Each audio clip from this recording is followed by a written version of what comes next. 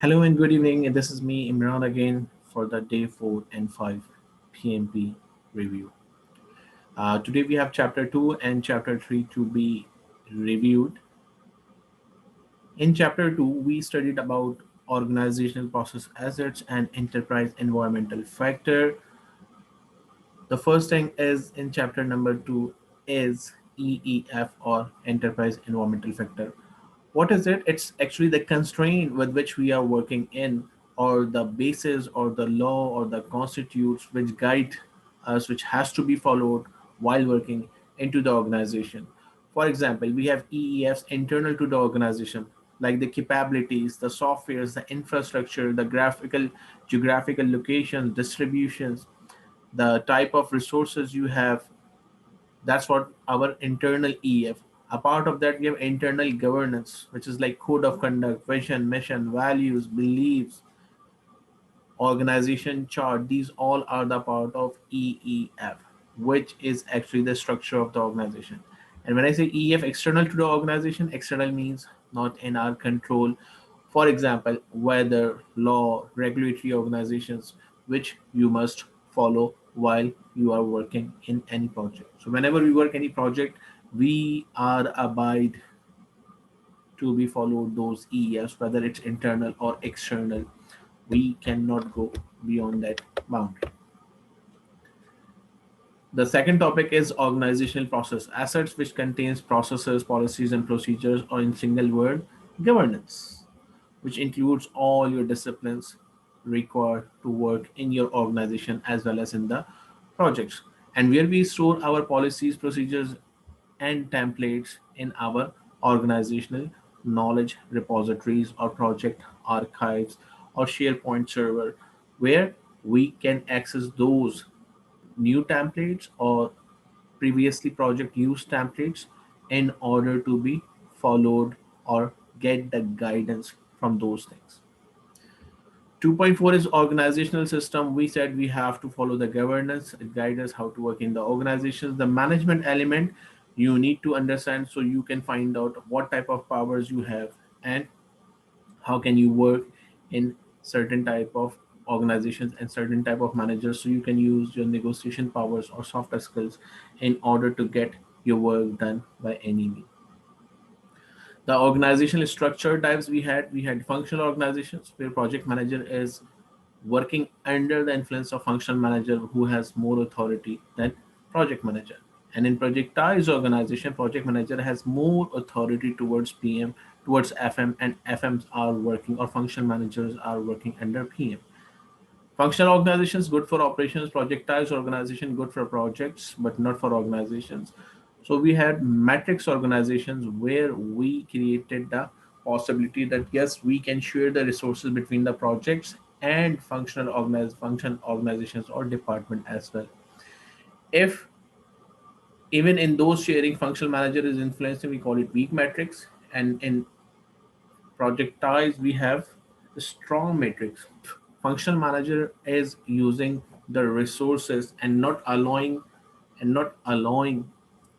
project manager to work upon. It is called as weak matrix. While in strong matrix, project manager is influencing functional managers to use the resources according to him.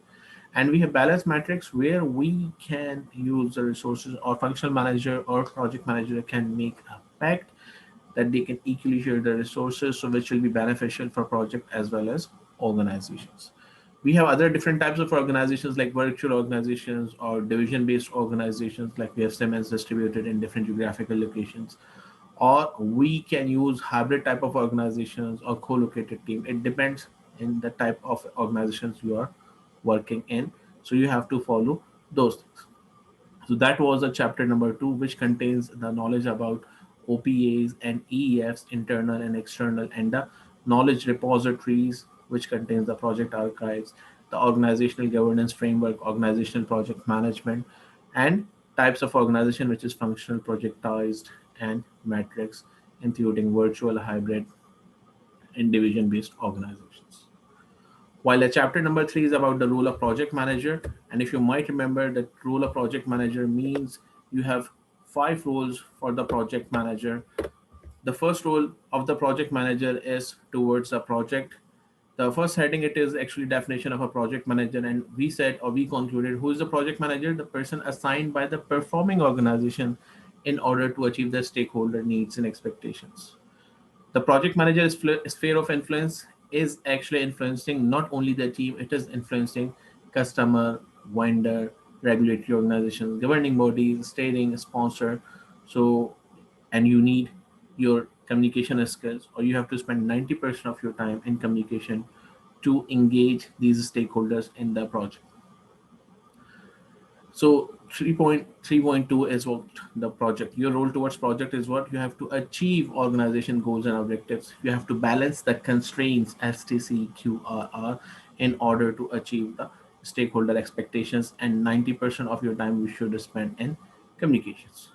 Your role towards organization is what you have to use your advocacy role so you can negotiate for the funding, timely funding, required resources, and support for distribution and receipt of deliverables. Your role towards industry is you have to learn and update yourself for the new or revised information available or knowledge available in the market, so you can align your decision making in a better way.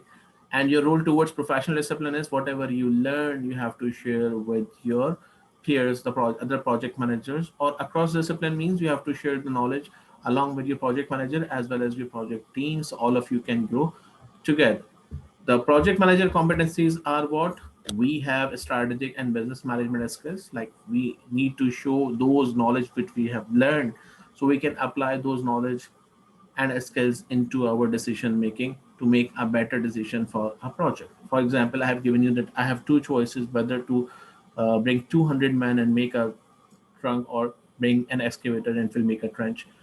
We can reduce time, so we can trade off between time and cost according to the situations. The leadership skills: guide, motivate, and lead. And we had technical management skills, project management skills, where we need to have specific knowledge about the project or the domain which we are working in.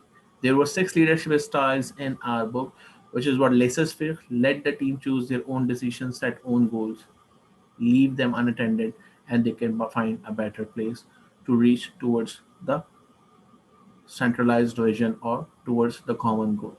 Transactional style of leadership: give them a goal and set a reward because they just need a little guidance. Servant leadership, which means facilitate them instead of working with them.